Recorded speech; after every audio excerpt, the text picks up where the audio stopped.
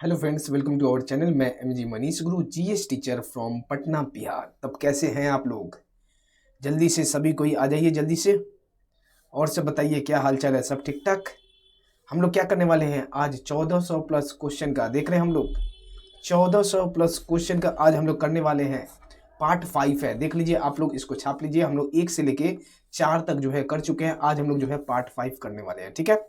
PDF के लिए आपको जैसे बोले थे 1400 प्लस क्वेश्चन सामान्य विज्ञान का जो है हम लोग इसका करने वाले हैं। देख लीजिए यहाँ पे क्या दिया हुआ है, पार्ट 5 आपका दिया हुआ है, ठीक है। 25 क्वेश्चन, 25 मार्क्स का जो आपका पूरा सेट वाइज आपका यहाँ पे दिया गया है 1400 प्लस क्वेश्चन का। ये आपका कहाँ से है? तो ये आपका ये जो बुक दिख रहे हैं ये हमारा ही बुक है, 1400 प्लस क्वेश्चन इसका यहाँ से आपका दिया गया है। पीडीएफ भी इसका अवेलेबल है, साथ में सब कुछ इसका अवेलेबल है। ये नंबर आप लोग इसको नोट डाउन कर सकते हैं, नंबर को आप लोग नोट डाउन कर सकते हैं। अगर आपको पीडीएफ चाहिए तो यहाँ से आप इसका ले भी सकते हैं। जो लोग नए हैं तो जल्दी से आ जाइए सभी कोई, जल्दी से इसका जो है आप लोग इसको नोट डाउन एकदम दिमाग में छाप लीजिए। 8622904250 और 843 क्या है 489758 इस नंबर पे। ये बुक का आपका पूरा हम सोल्यूशन 50 सेट का हम पूरा आपका सोल्यूशन करवाएंगे। उसके बाद आप लोग के लिए अपडेट है, आपको पता है हम अनअकैडमी पे भी एडुकेटर है, मनीष कुमार रॉय के नाम से आप हमें फॉलो कर सकते हैं। ऑल गोल में आपको क्या सेलेक्ट करना है? तो एसएससी एग्जाम नॉन टेक्निकल हम आपका वहाँ पे कंप्लीट करवाएंगे। साइंस उसके बाद क्या, उसके बाद आपका जीके एंड जीएस पूरा आपका वहाँ पे कंप्लीट कराएंगे। कोई भी सब्सक्रिप्शन के लिए, किसी भी सब्सक्रिप्शन के लिए आपको वहाँ पे क्या कोड लगा देना है? तो कोड लगा दीजिएगा मनीष, उसके बाद गुरु, उसके बाद 10 मनीष गुरु 10% का आपको डिस्काउंट मिल जाएगा। या फिर कोई भी अगर टेस्ट सीरीज भी रहे तो वहाँ फ्री वाले स्थान पे भी आप वहाँ पे लगा सकते हैं। जल्दी से आ जाइए भैया, जल्दी से आ जाइए। अब हम लोग स्टार्ट करते हैं जल्दी से। पहला क्वेश्चन आपके सामने है, तो जल्दी से आइए, अब इस पे चालू हो जाइए और आंसर देना स्टार्ट कर दीजिए। चालू हो जाइए, आंसर दीजिए जल्दी से। पहला क्वेश्चन देख लीजिए आप लोग के सामने एकदम आ गया है। क्वेश्चन क्या है? निम्नलिखित में से कौन सा पारा का अयस्क है? किसका आपका बताना है? तो पारा का बताना है। जल्दी से सभी कोई देखिए, सबसे पहले आप कमेंट कीजिएगा। हम आपका बोले 50 सेट हम आपका कवर करवाएंगे, बिल्कुल नहीं घबराना है। हम आपको 3 सेट हम डिजिटल बोर्ड पे हम करवा चुके हैं। ये आपका चौथा सेट हम कल करवा दिए, आज 5वां सेट है। हम आपको बताए थे कि 15 दिन के लिए हमारा एक्सीडेंट हुआ था तो डॉक्टर की तरफ से रेस्ट के लिए आया है। तो जो भी आपका दिक्कत होगा 15 दिन बाद हम आपका पूरा बोर्ड पे आके हम आपको सॉल्व करवा देंगे। इसके बताइए निम्नलिखित में से कौन सा पारा का अयस्क है? आर्सेनिक, सिनेबार, उसके बाद क्या है स्टिबनाइट या फिर बक्साइट? तो बक्साइट तो भैया कभी नहीं होगा। बक्साइट आपका किसका है? बक्साइट आपका किसका है? तो बक्साइट आपका अल्युमिनियम का है, अल्युमिनियम का है आपका बक्साइट है। उसके बाद क्या है स्टिबनाइट जो है, स्टिबनाइट एकदम आप लोग दिमाग में छाप लीजिए। एंटीमनी किसका है? तो आपका एंटीमनी का है। एंटीमनी का जो होता है सिंबल क्या होता है? तो SB होता है, ठीक है। और ये जो आर्सेनिक आप लोग देख रहे हैं, आर्सेनिक ये किसका है? तो आर्सेनिक पायराइट का है, आर्सेनिक पायराइट। बहुत सिंपल हो गया आपका, क्लियरली यहाँ पे आ गया। ये ऑप्शन नंबर बी आपका जो बच गया पारा का। पारा का क्या होगा आपका? किसका जो है? तो सिनेबार जो है पारा का अयस्क है। सिनेबार तो सिनेबार आप लोग एकदम दिमाग में छाप लीजिए। सिनेबार का जो है फॉर्मूला क्या है, सिंबल क्या है? तो देख लीजिए सिनेबार को आपको क्या मिलेगा? तो HGS क्या है आपका सिनेबार का? सिनेबार का क्या है आपको एकदम दिमाग में छाप लेना है, HGS है। बढ़े हम लोग आगे, जिसे हम लोग क्या कहते हैं सिनेबार को? सिनेबार को हम लोग पारा धातु का निष्कर्षण किया जाता है। सिनेबार से ही पारा धातु का निष्कर्षण किया जाता है। अगले क्वेश्चन पे आइए, अगले पे आइए एकदम आप लोग क्वेश्चन पढ़िए, आंसर सबसे पहले टाइप कीजिए, उसके बाद आंसर मिला लीजिएगा सही है क्या। दूध वाले ताजे दूध में थोड़ा सा जो है बेकिंग सोडा मिलाते हैं। क्या मिला देते हैं? बेकिंग सोडा मिलाते हैं दूध का स्वाद बेहतर बनाने के लिए। ये कहाँ से हो गया? दूध में क्रीम बढ़ाने के लिए, दूध में गाढ़ेपन में सुधार लाने के लिए, दूध में अम्लीकरण को रोकने के लिए। एकदम आपका सही पॉइंट है जो आपका अम्लीकरण है, ऑप्शन नंबर डी आपका सही उत्तर है। अम्लीकरण को रोकने के लिए जो है दूध में क्या मिला जाता है? बेकिंग सोडा को जो है मिला दिया जाता है, बेकिंग सोडा को मिला दिया जाता है। इससे क्या होगा? इससे दूध कुछ समय तक खराब नहीं होता है। बेकिंग सोडा को आप मिलाइएगा तो दूध जो है कुछ समय तक क्या होता है आपका खराब नहीं होता है। बेकिंग सोडा का दूसरा नाम क्या है? एकदम दिमाग में छाप लीजिए, क्या है? Sodium bicarbonate. क्या है? सोडियम बाइकार्बोनेट, सोडियम बाइकार्बोनेट है। एकदम दिमाग में छाप लीजिए। और इसका फॉर्मूला क्या होता है? एकदम इसको भी छापना है दिमाग में, NaHCO3। कॉपी उठा के एकदम, या फिर जो बुक लिए हैं, PDF लिए हैं, आप वहाँ पे इसको नोट डाउन करते जाइए, ठीक है। अच्छा, इसके बाद हम आपका थोड़ा सा क्लियर कर दे रहे हैं कि आपका जो भी यहाँ से पकड़ लीजिए कि हम आपका 25 क्वेश्चन आज डिस्कस करवाएं या फिर सेट करवाएं, लगभग हम जितना आपका करवाएंगे, जब आपका कंप्लीट करवा देंगे, जैसे हम आपको बताए थे 15 दिन रेस्ट लेने के बाद हम आपके पास दोबारा हम डिजिटल बोर्ड पे मिलेंगे। तो जो आपका जैसे ये वीडियो देखिए, आपको जो क्वेश्चन में डाउट है वो नंबर आप लिख दीजिए। जैसे आपको 2 नंबर में सपोज आपको डाउट है तो कमेंट में लिख दीजिएगा डाउट है सर 2 नंबर में, डाउट है 2 नंबर में, ठीक है। या फिर अगर 4 नंबर में डाउट है तो आप लिख दीजिएगा सर डाउट है 4 नंबर में। तो वैसे आप लिखिएगा तो हम आपका पूरा एक बार में 50 सेट का जो डाउट क्वेश्चन होगा हम आपको एक्सप्लेन कर देंगे, ठीक है। चलिए आ जाइए जल्दी से, इसका जवाब दे दीजिए, एकदम फास्ट में चलेंगे। एनिलिडा वर्ग से संबंधित नहीं है। कौन सा एनिलिडा जो वर्ग से संबंधित नहीं? एनिलिडा माने क्या? जो रेंगने वाला, आपका एनिलिडा से संबंधित नहीं है। क्या क्या आपका एनिलिडा से सबसे पहले संबंधित है? केचुआ भैया आपका एनिलिडा से है, संबंधित है। केचुआ आपका एनिलिडा से है। नेरिस भी आपका एनिलिडा, जोक को भी तो क्या करता है, जोक भी आपका एनिलिडा से है। इसके बाद एस्केरिस जो आपका हो गया, एस्केरिस आपका नहीं है संबंधित, एनिलिडा से आपका एस्केरिस संबंधित नहीं है। एस्केरिस एक प्रकार का क्या है आपका, देखिएगा एस्केरिस जो आपका एक प्रकार का गोल क्रीम होता है, राउंड वार्म होता है। क्या होता है आपका एस्केरिस एक प्रकार का, तो यह आपका गोल क्रीम होता है। गोल जो होता है यह क्रीमी होता है, राउंड वार्म होता है। इसको आप लोग नोट डाउन कर लीजिएगा, राउंड वार्म होता है आपका एस्केरिस, ठीक है। और एस्केरिस मनुष्य की छोटी आंत में पाया जाता है तथा एस्केरियोसिस नामक रोग उत्पन्न होता है। कौन सा नामक रोग जो होता है उत्पन्न होता है आपका, तो एस्केरियोसिस क्या है, इसको आप लोग नोट डाउन कर लीजिए। एस्केरियोसिस, एस्केरियोसिस नामक जो है आपका क्या होता है, रोग उत्पन्न होता है। एकदम क्लियर, आगे बढ़िए। जहां आपका समझाना होगा आपका पूरा वहां पे समझाएंगे, क्लियर करेंगे। इसको देखिए, चौथा नंबर ना, 3 नंबर हम लोग कर लिए ना। अच्छा, 3 नंबर क्वेश्चन छूट गया क्या? ओहो, 3 नंबर क्वेश्चन छूट गया क्या आपका? 3 नंबर क्वेश्चन क्या है? 3 नंबर क्वेश्चन क्या है? 3 नंबर एनिलिडा वर्ग से संबंधित। अच्छा, हम लोग तो एनिलिडा कर लिए, 3 हो गया, तो 2 हो गया, 3 हो गया, सही है। चौथा नंबर, चलिए आइए, एकदम सही है।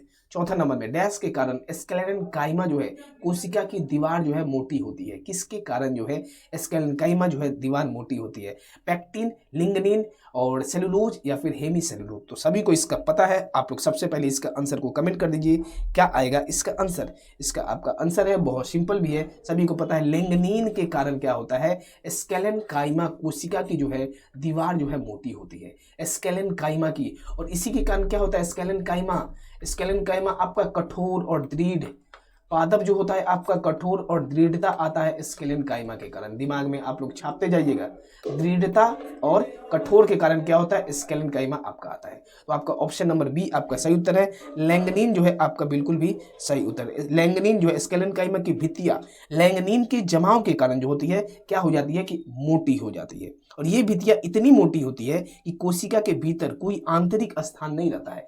इतना मोटा हो जाएगा आपका, इतना मोटा हो जाता है कि कोशिका के भीतर जो है कोई भी आंतरिक स्थान आपका नहीं रहता है। अगले क्वेश्चन पे चले, अगले क्वेश्चन पे आ जाइए, एकदम फटाफट में करते जाइए, एकदम देते जाइए। 25 क्वेश्चन है, ज्यादा समय नहीं लगाना है। जितना इंपॉर्टेंट होगा आपको समझाने के लिए हम आपका उतना क्लियर करवाएंगे। दूसरी आवर्त से संबंधित और मजबूत श्रृंखलन गुण वाले तत्व का इलेक्ट्रॉनिक विन्यास क्या होगा? जल्दी से 5वां नंबर का बता दीजिए आप लोग कि क्या आएगा 5वां नंबर का आंसर। आपको क्या बताना है, मजबूत श्रृंखला गुण जो है आपको बताना है, मजबूत श्रृंखला गुण जो है आपको बताना है 5वां नंबर का। तो कार्बन में आप लोग इसको छाप लीजिए एकदम दिमाग में। कार्बन में जो क्या होता है, कार्बन में जो है आपका श्रृंखला का गुण सबसे अधिक पाया जाता है। किसमें पाया जाता है, तो कार्बन में जो है श्रृंखला का गुण जो है सबसे अधिक अगर पाया जाता है आपका कार्बन में। और इस श्रृंखला को हम लोग इंग्लिश में क्या कहते हैं, इसको हम लोग इंग्लिश में क्या कहते हैं, तो कैटिनेशन। क्या कहते हैं, कैटिनेशन जो है इसी को हम लोग कहते हैं, कैटिनेशन कहा जाता है। अब कार्बन का आप लोग बताइए, देख लीजिए यहाँ से कार्बन का आपका एटॉमिक नंबर कितना है, hydrogen, helium, lithium, William, boron, carbon, ये है आपका कार्बन। कार्बन का कितना हो गया, तो 6 हो गया। इसको तोड़िए, 2 और कितना आ जाएगा, 4 आ जाएगा। 2 और कितना आ गया आपका, 2 और आपका 4 आ गया, ठीक है। 1 मिनट जरा सा बस होल्ड कीजिएगा, 1 मिनट के लिए जरा सा होल्ड कीजिएगा, लाइन पे ही रहिएगा सभी को, 1 मिनट रहिएगा।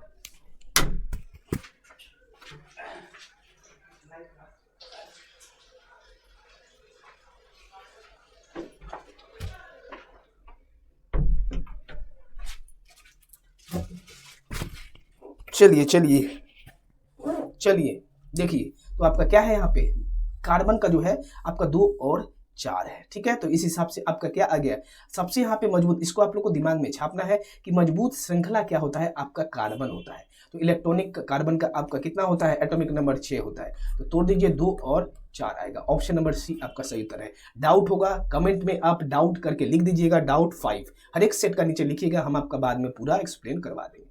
एकदम क्लियर है, आगे बढ़े हम लोग। चलिए इसको देखिए, यदि एक क्या है, अवतल दर्पण की वक्रता त्रिज्या कितना दिया है, 6.2 सेंटीमीटर है, तो इसकी फोकस लंबाई जो है कितनी आएगी। फोकस लंबाई बहुत सिंपल है, क्या होता है जल्दी से देख लीजिए, F इक्वल टू सभी को पता है, R/2 हो जाता है। आपका R यहाँ पे कितना दिया हुआ है, ये रहा। त्रिज्या आपका कितना दिया है, 6.2 सेंटीमीटर दिया हुआ है, और फोकस निकालना है 6.2 और बटे में 2 कर देंगे तो 3.1 सेंटीमीटर आ जाएगा। भैया बहुत सिंपल है, लेकिन ये आपका एग्जाम में आता है। ऑप्शन नंबर बी आपका सही उत्तर है। एकदम क्लियर है, जो भी डाउट होगा एकदम कमेंट में बताइएगा, हम आपका पूरा एक्सप्लेन करेंगे।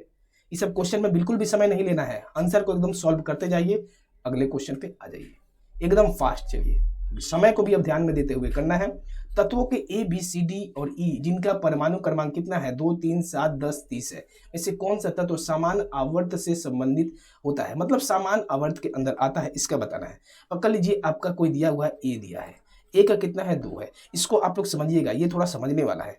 बी का कितना है, तो आपका 3 है, बी का 3 है, सी का कितना है तो 7 है, और डी का आपका कितना है तो 10 है, और आपका ई का कितना दिया हुआ है, ई का आपका 30 दिया है। इलेक्ट्रॉनिक कन्फिगरेशन कर दीजिए जल्दी से, इसको आप लोग जो है तोड़ दीजिए, क्या क्या आएगा। तो आपका ए का है मतलब 1s2 आ गया, 1s2 आ गया।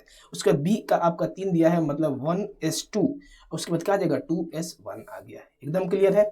सी का दिया है आपका कितना है, 7 दिया है एटॉमिक नंबर, 1s2 आ गया, 2s2 आ गया, उसके बाद कितना आ गया 2p3 आ गया, 2p3 आ गया। चौथा नंबर का आपका कितना दिया हुआ है, डी का आपका 10 दिया है, तो 1s2 आ गया, उसके बाद 2s2 आ गया, उसके बाद 2p6 आ गया, और लास्ट में आपका क्या है, ई नंबर का आपका कितना है तो 30 है। इसको आप लोग देख लीजिए, 1s2, उसके बाद कितना 2s2 आ जाएगा, 2p6 आ गया, उसके बाद देखिए ये बहुत बड़ा जाएगा, 3s2 आ जाएगा, फिर कितना आ गया 3p6 आ गया, उसके बाद आपका आ गया 3d10 आ गया, उसके बाद 4s2 आ गया। शायद ये क्लियर नहीं होगा, क्योंकि ये बहुत बढ़िया और बहुत हाई लेवल का कंसेप्चुअल दिया है। आप लोग बस दिमाग में छाप लीजिए कि आपको बताना है कि समान आवर्त से संबंधित है। तो आपको क्या यहाँ से स्पष्ट आपको दिखाई दे रहा है कि बी सी डी एक ही आवर्त से संबंधित है। बी नंबर सी नंबर और D number, B C D कौन सा है आपका ऑप्शन, 7 नंबर का जल्दी से बताइए कि कौन सा है आपका ऑप्शन। ऑप्शन नंबर डी आपका सही उत्तर है, B C D. 1s2 2s1 देख लीजिए, उसके बाद 1s2 2s2 2p है, और 1s2 2s 2p6 है। ये आपका जो है एक ही आवर्त से आपका संबंधित है, ये तीनों बी सी डी है, ठीक है। चलिए आगे क्वेश्चन पे चलिए, आगे बढ़िए, हम लोग आगे देखते हैं। आगे पे आ जाइए, इसका जवाब जल्दी से दे दीजिए। 6 किलोग्राम द्रव्यमान 480 जूल स्थितिज ऊर्जा वाली एक वस्तु को ऊंचाई पर रखा गया, ऊंचाई आ गया, जमीन में उस वस्तु की ऊंचाई ज्ञात करना है। 8 नंबर का जल्दी से कर दीजिए। ऊंचाई जहां आपका आ गया, ऊंचाई जहां आपका आ गया, तो बताइए आपका क्या होगा 8 नंबर का। 8 नंबर का जल्दी से सॉल्व कीजिए और जल्दी से बताइए। ऊंचाई आपका आ गया मतलब स्थितिज ऊर्जा, मतलब आपका क्या आ गया, स्थितिज ऊर्जा आपका आ गया mgh। स्थितिज ऊर्जा कितना दिया है 480। m आपका कितना है 6 दिया हुआ है, देख लीजिए यहाँ पे m आपका 6 kg। g हम लोग कितना ले लेंगे तो 10 भैया आपका दे दिया गया है, g अब 10 ले लीजिए। h आपको निकालना है, 0 से 0 कर गया, 6 8 जा 48। h आपका कितना आ गया 8 मीटर आ गया। शायद क्लियर होगा सभी को। h आपका कितना आ गया तो 8 मीटर। h आपका सभी का आंसर आया है, h आपका कितना आ गया 8 मीटर। ऑप्शन नंबर डी आपका सही उत्तर है। एकदम क्लियर है, ऑप्शन नंबर डी आपका सही उत्तर है। आगे बढ़े हम लोग, आगे बढ़े चलिए। इसका देखिए, बादलों का रंग सफेद डैश के कारण दिखता है, किसके कारण, प्रकाश का परावर्तन के कारण दिखता है क्या, ऐसा है क्या, तो बिल्कुल भी नहीं है। प्रकाश के परावर्तन के कारण भी नहीं, प्रकाश के अपवर्तन के कारण भी नहीं दिखता है। प्रकाश के प्रकीर्णन के कारण दिखता है। ऑप्शन नंबर सी आपका सही उत्तर है। बादलों का जो रंग है प्रकाश के प्रकीर्णन के कारण जो है आपका क्या दिखता है, तो आपका सफेद दिखता है। बादलों का रंग जो है सफेद दिखता है प्रकाश के प्रकीर्णन के कारण। एकदम दिमाग में इसको छाप लीजिए, क्योंकि देखिए क्या होता है कि प्रकाश के प्रकीर्णन के कारण बादलों का सफेद दिखता है। पानी की बूंदों का जो है आकार बड़ा होता है, जो पानी का आपका बूंद होगा उसका आकार बड़ा होगा। इस वजह से सभी जो तरंगदैर्घ्य है आपका लैम्डा, आपको जो है तरंगदैर्घ्य की प्रकाश जो है समान रूप से प्रकीर्णन करते हैं और परिणाम स्वरूप बादल जो है सफेद दिखाई देते हैं। आपको दिमाग में छाप लेना है कि बादलों का जो रंग है सफेद क्यों दिखाई देता है, तो प्रकीर्णन के कारण जो है दिखाई देता है। अगला पे चलिए इसका बता दीजिए जल्दी से कि क्या आएगा। चालक तार की पीवीसी जल्दी से इसका पीवीसी का आप लोग फुल फॉर्म कर दीजिए, क्या आएगा। द्वारा कोटिंग करके डैश को रोका जाता है, फ्यूजिंग को रोका जाता है, शॉर्ट सर्किट को, ओवरलोडिंग को या फिर डिवाइस। अरे भैया बहुत सिंपल है, हम लोग पीवीसी का किस लिए करते हैं, जिससे शॉर्ट सर्किट ना हो, आग ना हो, कोई भी आपका क्या हो घटना ना हो। तो क्या होगा आपका ऑप्शन नंबर आपका बी आपका सही उत्तर है। चालक तार की पीवीसी द्वारा कोटिंग करके हम लोग जो है शॉर्ट सर्किट को जो है रोका जाता है। तो आपका आंसर क्या आ गया, ऑप्शन नंबर सी आपका जो है सही उत्तर है। ऑप्शन नंबर बी आपका शॉर्ट सर्किट के लिए, चालक तार की पीवीसी द्वारा कोटिंग करके शॉर्ट सर्किट को रोकने के लिए, जिससे आग नहीं लगे। पीवीसी का फुल फॉर्म आप लोग जल्दी से कमेंट कीजिए क्या होगा। पीवीसी का फुल फॉर्म क्या होगा, पॉलीविनाइल क्लोराइड। पॉलीविनाइल क्लोराइड होगा, पॉलीविनाइल क्लोराइड होगा। इसको आप लोग दिमाग में छाप लीजिए, पॉलीविनाइल क्लोराइड होगा। शॉर्ट सर्किट जब हो जाएगा तो काफी सारा दुर्घटना होगा, तो उसी को रोकने के लिए हम लोग पीवीसी का क्या करते हैं, कोटिंग करते हैं। ठीक है, अगले क्वेश्चन पे आइए, इस पे आ जाइए जल्दी से बताइए कि इसका क्या होगा। 11 नंबर, किसी वस्तु को एक निश्चित ऊंचाई से भूमि पर गिराया जाता है, जब वह भूमि को छूती है तो इसमें होगी क्या होगी, गतिज ऊर्जा, स्थितिज ऊर्जा, तापीय ऊर्जा या फिर रासायनिक ऊर्जा। आप लोग इसको देखिए, कोई वस्तु है, इसको जैसे हम लोग, ये आपका भूमि है, तो यहाँ पे क्या होगा, जैसे गिरेगा यहाँ पे आपका जो स्थितिज ऊर्जा होता है, आपका पोटेंशियल एनर्जी जो आपका होता है 0 हो जाता है। और यहाँ के आपका क्या होता है, भूमि मैक्सिमम तो होगा गिरने से जस्ट ऊपर, जस्ट, तो आपका क्या होगा, गतिज ऊर्जा होता है। यहाँ पे आपका क्या होगा, गतिज ऊर्जा आपका होता है। यहाँ पे आपका गतिज ऊर्जा यहाँ पे 0 हो जाता है। अगर गतिज ऊर्जा यहाँ पे पूछा जाए तो 0, और ये आपका बीच में आपका क्या होगा, पोटेंशियल एनर्जी, स्थितिज ऊर्जा बराबर गतिज ऊर्जा। एकदम समझ में आ गया। किसी वस्तु को एक निश्चित ऊंचाई से भूमि पर गिराया जाता है, जब वो भूमि को छूता है, इसको देखिए आप लोग, तो इसमें कौन सा ऊर्जा होगा, तो इसमें क्या होगा, गतिज ऊर्जा। स्थितिज ऊर्जा वहां पे 0 हो जाता है। ऑप्शन नंबर ए सही उत्तर है। आशा करते हैं सभी का क्लियर होगा, एकदम दिमाग में छाप लीजिए। गतिज ऊर्जा कैसे समझना है, गति में रहेगा, स्थिति, क्योंकि यहाँ पे गति में है, यहाँ पे स्थिति का नहीं बात किया गया। ठीक है, एकदम हम लोग आगे बढ़े एकदम।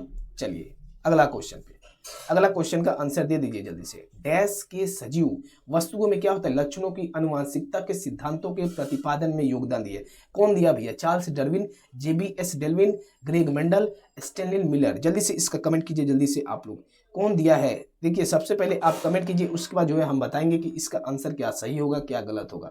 एकदम आप लोग दिमाग में छाप लीजिए, option number C Gregor Mendel ने सजीव वस्तुओं को में लक्षणों की अनुवांशिकता के सिद्धांत के प्रतिपादन में योगदान दिया है। आपका कौन दिया है, तो ग्रेगर मेंडल ने दिया है। कौन दिया है, तो ग्रेगर मेंडल ने दिया है। और मेंडल को किसका पिता कहा जाता है, अनुवांशिका का पिता किसका कहा जाता है, तो ग्रेगर मेंडल को ही जो है अनुवांशिका का पिता कहा जाता है। इसको आप लोग जल्दी से दिमाग में भी छापिए और कॉपी में भी छापिए।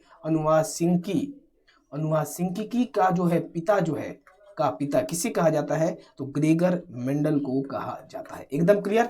चलिए आगे बढ़िए, अब इसका जवाब जल्दी से दे दीजिए। दो फोकस दूरी वाले मतलब बाईफोकल लेंस का उपयोग डैश से पीड़ित व्यक्तियों द्वारा किया जाता है। बहुत सिंपल है, देखिए बाईफोकल लेंस के कौन करते हैं, बाईफोकल लेंस का आपका करेंगे जिसको मायोपिया भी है और हाइपरमेट्रोपिया है। मतलब जिसको क्या है, निकट दृष्टि दोष भी है और दूर दृष्टि दोष भी है, दोनों जिसको है। मतलब मायोपिया आपका क्या होगा, एक पर्सन विथ मायोपिया जिसको can see near object clearly, सामने वाला अगर उसको दिखाई देता है, सामने वाला क्लियरली दिखाई देता है, दूर वाला नहीं दिखाई देता है, तो वो आपका मायोपिया हो गया। और दूर वाला जो है क्लियरली क्या होता है, मायोपिया में सामने वाला दिखाई देता है और आपका हाइपरमेट्रोपिया में आपका दूर वाला दिखाई देता है।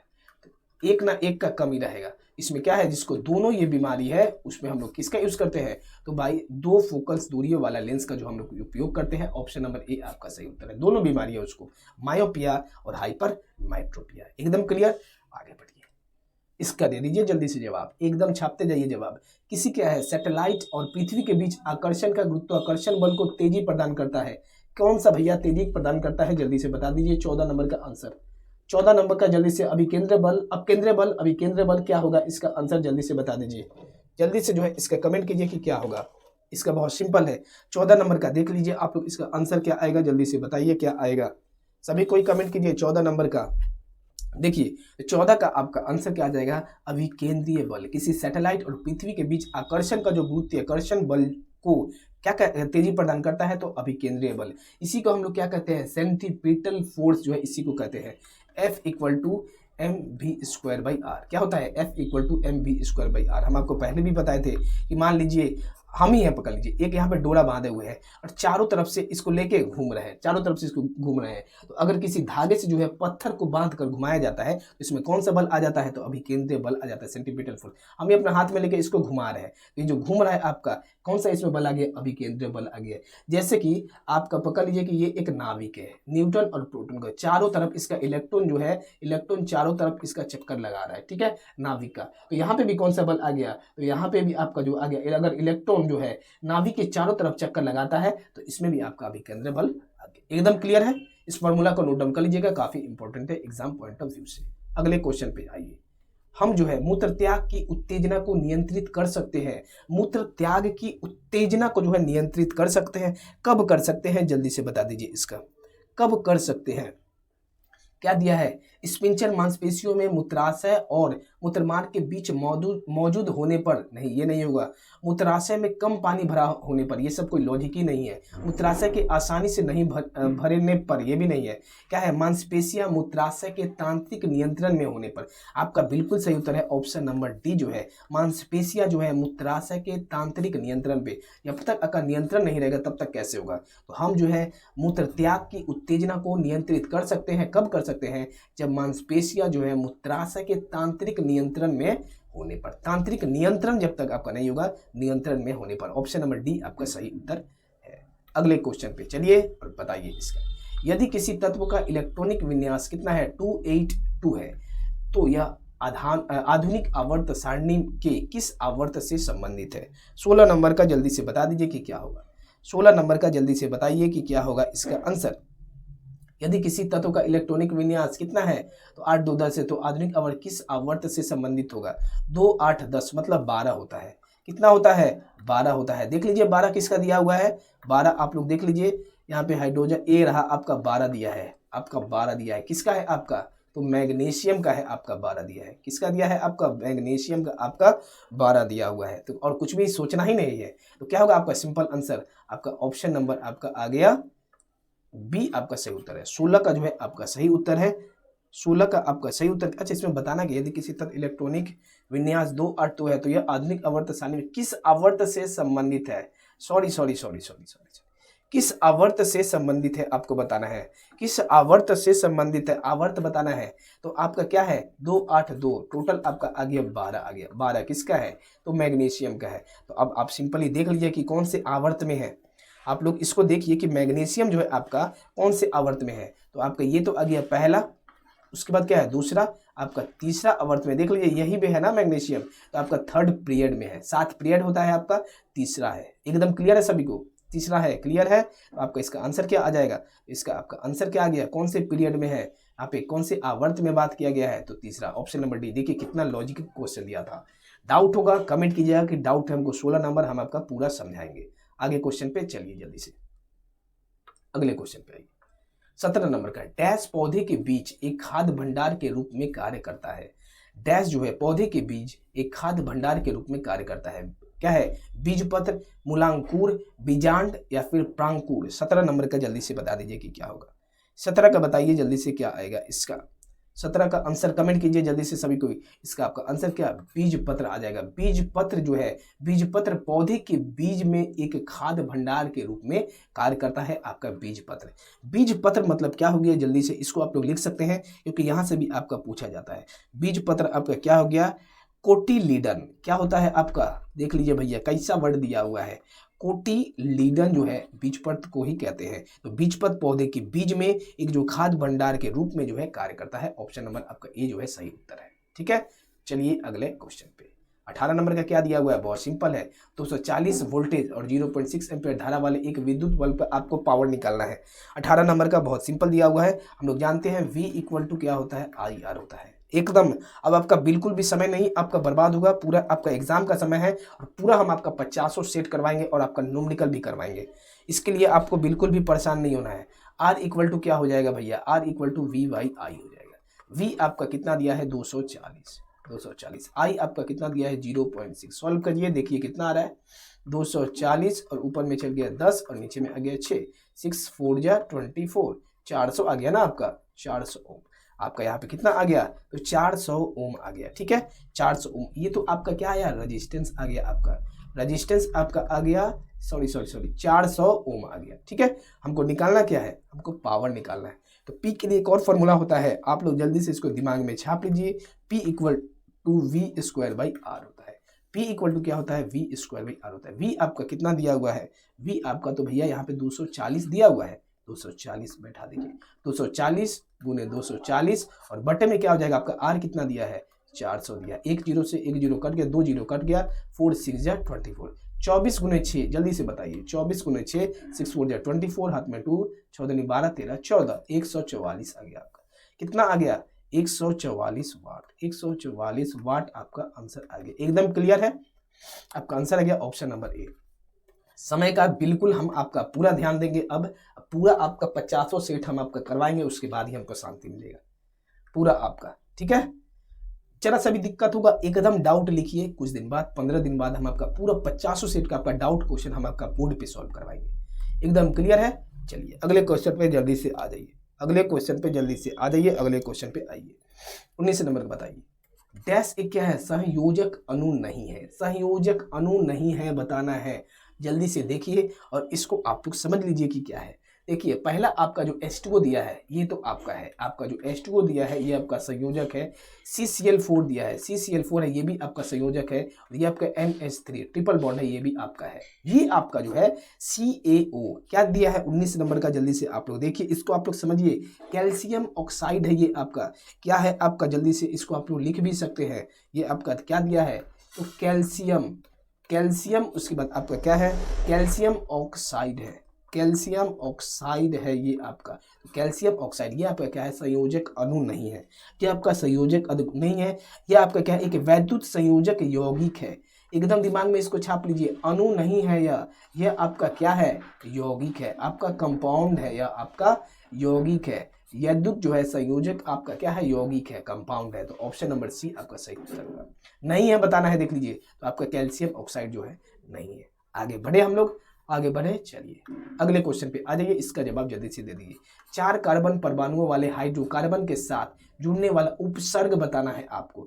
जैसे आप उपसर्ग सुन लीजिएगा, उपसर्ग तो आपका उपसर्ग में क्या होता है, मीथेन, इथेन, प्रोपेन, ब्यूटेन, वो नहीं होता है, मीथ ईथ प्रोप होता है। उपसर्ग में क्या होता है आपका, जैसे आपका दे दिया है आपका चौथा नंबर में, पहला में आपका आ जाता है मीथ आ जाता है, मीथ, फिर ईथ आ जाता है, ईथ आ जाता है, फिर प्रोप आ जाता है, प्रोप आ जाता है, फिर क्या आ जाता है, ब्यूट आ जाता है। आपको कौन सा वाला बताना है, कौन सा वाला, जल्दी से अब आप लोग कमेंट कर दीजिए। तो हमको कौन सा बताना है, 4 कार्बन वाला। तो 4 कार्बन क्या हो जाएगा आपका, सीधा सिंपल है, ऑप्शन नंबर ए आपका सही उत्तर है। 4 में उपसर्ग बताना है तो आपका ब्यूट आ जाएगा, ऑप्शन नंबर बी आपका सही उत्तर है।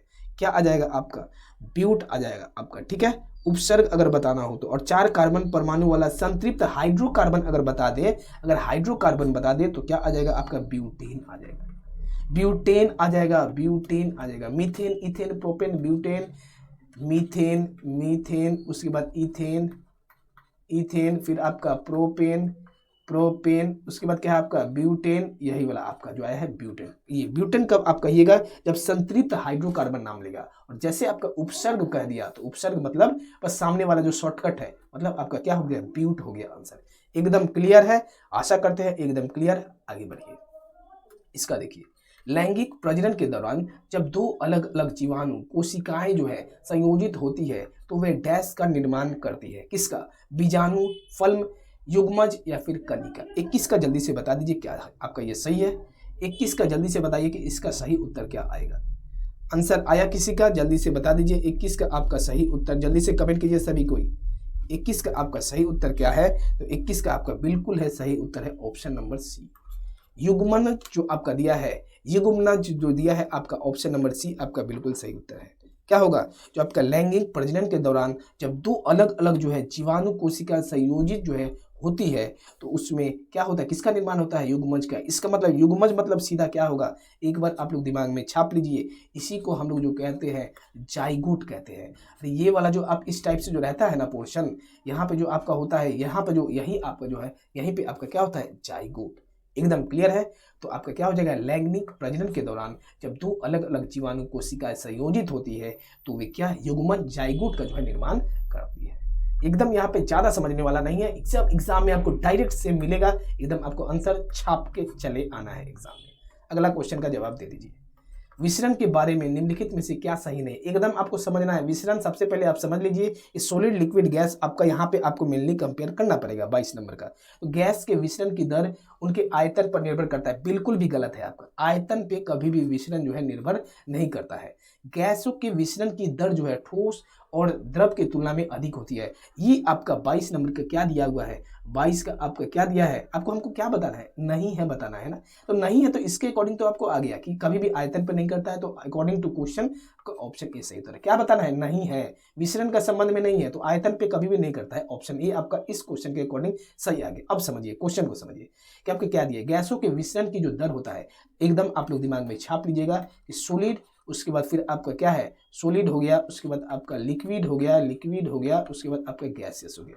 सबसे ज्यादा आपका विसरण होता है गैस का, उसके बाद लिक्विड का, उसके बाद सॉलिड का। इसको आप लोग दिमाग में छाप लीजिए। तो गैसों की विसरण की दर जो है ठोस और द्रव की तुलना में अधिक होता है, स्वाभाविक है, गैस का अधिक होगा। तो एकदम क्लियर है। बस आपका यहीं से जो है इंपॉर्टेंट है, विसरण के कण उच्च सांद्रता में निम्न सांद्रता की ओर गति करते हैं। एकदम स्वाभाविक है। विसरण केवल तभी संभव है जब पदार्थ के कण लगातार गतिमान अवस्था में। ये भी बहुत बढ़िया इंपॉर्टेंट पॉइंट बोला गया है, हमेशा अगर गति में होगा तभी ना कोई विसरण भी होगा। तो सबसे ज्यादा आपका विसरण होता है आपका गैस का, लिक्विड का, फिर सॉलिड का। एकदम क्लियर 22 नंबर, एकदम क्लियर। आगे बढ़े हम लोग, चलिए इसका आंसर जल्दी से दे दीजिए। ऑक्टेट्स का न्यूलैंड सिद्धांत केवल डैश तक लागू होता है, इसी को भैया कहते हैं, ऑक्टेट्स जो दिया है Newlands law of octaves. Octaves जो है, न्यूलैंड्स लॉ ऑफ ऑक्टेव्स जो है 8वां जो आपका ऑक्टेट का रूल अगर कह दिया जाए तो न्यूलैंड्स के द्वारा जो है सीधा आपको दिया गया। आपका एक तो पहला क्वेश्चन ये आता है। उसके बाद जो आपका ऑक्टेट्स का न्यूलैंड सिद्धांत केवल कहाँ तक लागू होता है, आपको ये बताना है। तो कहाँ तक जो लागू होता है आप लोग एकदम दिमाग में उसको छाप लीजिए। कहाँ तक लागू होता है, तो कैल्शियम तक होता है। कहाँ तक होता है आपका, कैल्शियम तक होता है, कैल्शियम तक होता है, कैल्शियम तक आपका होता है। बस क्या है आपका ऑप्शन नंबर आपका सी जो है सही उत्तर है। ऑप्शन नंबर सी जो है आपका सही उत्तर है। सभी को एकदम क्लियर होगा, सभी को एकदम क्लियर होगा। कहां तक, तो कैल्शियम तक। जरा सा बता दीजिए कैल्शियम का कहां दिया हुआ है atomic number, atomic number calcium का कहां पे दिया हुआ है, जरा सा जल्दी से बता। देखिए यहां पे दिया है एटॉमिक नंबर कैल्शियम का कितना है, कैल्शियम का आपका 20 होता है। कैल्शियम का आता है, इंपॉर्टेंट है काफी। तो कैल्शियम का आपका एटॉमिक नंबर कितना है, कैल्शियम का एटॉमिक नंबर कितना है, तो 20 है। ठीक है, चलिए आगे बढ़े हम लोग, आगे बढ़े जल्दी से आगे बढ़े हम लोग। चलिए यहाँ पे अब हम लोग आ गए हैं। इसका आप लोग लिख सकते हैं कि इसका आप लोग लिख सकते हैं, एक मिनट, इसका आप लोग लिख सकते हैं कैल्शियम का कितना होता है, तो कैल्शियम का 20 होता है। चलिए अगले क्वेश्चन पे।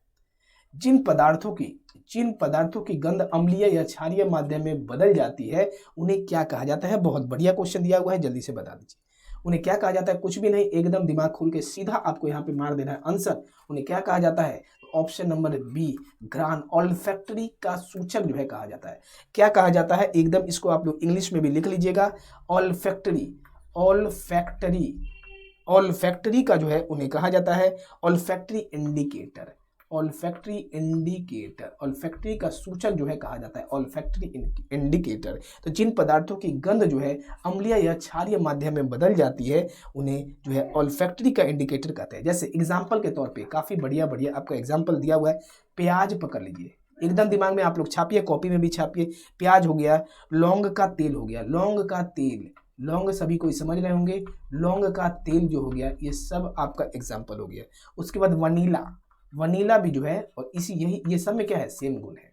ये क्या हो गया, ऑल्फैक्टरी इंडिकेटर हो गया। आगे बढ़े हम लोग, चलिए जल्दी से इसका आंसर दे दीजिए। निम्नलिखित में से कौन सा उच्च तापमान पर आसानी से ऑक्सीकृत जलता नहीं होता है। क्या है आपका, आसानी से आपका नहीं जलता है, 25 नंबर का बता दीजिए। 25 का आपका क्या होगा आंसर, 25 का कुचालक, उचालक क्या बोला है, निम्नलिखित कौन सा उच्च तापमान पर मतलब हाई टेम्परेचर पर आसानी से ऑक्सीकृत मतलब जलता नहीं होता है, मतलब ऑक्सीकृत आपका नहीं होता हाई टेम्परेचर पर। तो क्या होगा आपका, सिंपल ही है यहाँ पे, उचालक, मिश्र धातु, अर्धचालक या फिर सुचालक। तो 25 का आपका आंसर क्या आ जाएगा, ऑप्शन नंबर बी आपका सही उत्तर है, मिश्र धातु। मिश्र धातु मतलब क्या हो गया आपका, सिंपली आप लोग इसको एलॉय पकड़ लीजिए, क्या हो गया, सिंपली आप इसको एलॉय पकड़ लीजिए। तो मिश्र धातु जो है उच्च तापमान पर आसानी से ऑक्सीकृत नहीं करता है, यहाँ पे देखिए नहीं करता है, बाकी सब करता है, कुचालक करेगा आपका, अर्धचालक करेगा, सुचालक करेगा, मतलब आपका सेमीकंडक्टर फिर कंडक्टर वो सब आपका करेगा। लेकिन एलॉय जो आपका मिश्र धातु जो है आपका, मिश्र धातु क्या करता है, मिश्र धातु आपका एलॉय उच्च तापमान पर हाई टेम्परेचर पर, ये सब आपको ध्यान देना है, उच्च तापमान पे आपका बात बोला गया है, हाई टेम्परेचर यहाँ पे लिखा हुआ है, उच्च तापमान पर हाई टेम्परेचर पर आसानी से जो क्या करता है, ऑक्सीकृत जो है नहीं करता है। ऑप्शन नंबर बी आपका सही उत्तर है। आपको बिल्कुल नहीं परेशान होना है, जो भी क्वेश्चन में डाउट होगा आप डाउट लिख के उसको बताइएगा। हम आपका 15 दिन बाद हम आपको बताए थे कि जैसे हमको थोड़ा सा रेस्ट मिलेगा हम आपका पूरा सोल्यूशन करवाएंगे। भैया आपका न्यूमेरिकल यहाँ पे जो आपका न्यूमेरिकल दिया हुआ है ना, ये जो आपका न्यूमेरिकल यहाँ पे दिया हुआ है, देखिए इस बुक में हम आपको बता दें, यहाँ पे देखिए आपको न्यूमेरिकल भी दिया हुआ है, फिजिक्स का, फिर केमिस्ट्री का, उसका फॉर्मूला दिया है। ये न्यूमेरिकल आपका फिजिक्स का 100 क्वेश्चन है, केमिस्ट्री का 55 क्वेश्चन है, मिसलेनियस है, पूरा हम आपका न्यूमेरिकल भी करवाएंगे, एकदम बिल्कुल नहीं घबराना है, ठीक है। तो चलिए, तो जो भी आपको अगर इसका पीडीएफ चाहिए, जो भी कुछ चाहिए, कुछ भी डाउट हो कमेंट कीजिए, हम आपको एकदम रिप्लाई करेंगे। आपको डेली आपको पीडीएफ अब सब कुछ आपको मिलेगा, बिल्कुल नहीं घबराना है। 50 हम आपका 1400 क्वेश्चन जो है हमारे ऊपर जिम्मेवारी है, सामान्य विज्ञान का हम आपका समाप्त करवाएंगे। कल हम लोग सेट 6 पे चलेंगे 25 क्वेश्चन के जैसे, और पीडीएफ के लिए हम आपको बता दिए, ये नंबर है आपको, इस पर आप व्हाट्सअप कर दीजिएगा या फिर ये 8434 वाला पे कॉल कर लीजिएगा, आपको पीडीएफ भी मिल जाएगा। तो मिलते हैं हम लोग कब, सेट 6 में, कल मिलते हैं सभी को। धन्यवाद सभी को। उसके बाद गुड नाइट, आराम से जो है रिवीजन करते रहिए। अब अपना मेहनत भाई पूरा कीजिए, क्वेश्चन का लेवल देख के भागना नहीं है, क्योंकि आप लेवल को देख रहे हैं कितना अब बढ़िया लेवल बढ़ गया है। टाइम को भी बर्बाद अब हम भी नहीं करेंगे, आपको बिल्कुल भी नहीं करना है, समय का काफी अभाव जो है आपको देना पड़ेगा। मिलते हैं हम लोग अब नेक्स्ट वीडियो में सेट 6 में। धन्यवाद सभी को।